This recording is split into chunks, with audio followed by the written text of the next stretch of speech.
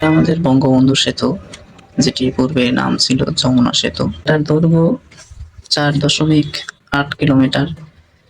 এটি সিরাজগঞ্জ ও টাঙ্গাইলকে সংযোগ করেছে।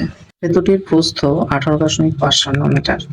পিলার সংখ্যা মোট 50টি আর স্প্যান সংখ্যা 49টি। এটির পাশেই কিন্তু একটি নতুন রেল সেতু তৈরি হচ্ছে, যেটা যমুনা সেতু থেকে প্রায় 300 মিটার উত্তরে। এটিরও দৈর্ঘ্য 4.80 কিলোমিটার আর পিলার সংখ্যা দেওয়া হয়েছে 50টি। বঙ্গবন্ধু সেতুতে রেল সেতু ছিল, সেটা কিন্তু মিটার গেজ ও ব্রড গেজ উভয়টাই ছিল। এই সেতুতে 2003 সালের 14 August Dhaka to Rajshahi train চলাচল করেছে। বঙ্গবন্ধু সেতু উদ্বোধন করা হয় 1998 সালের 23শে জুন। এটির আয়ুষ্কাল ধরা হয়েছে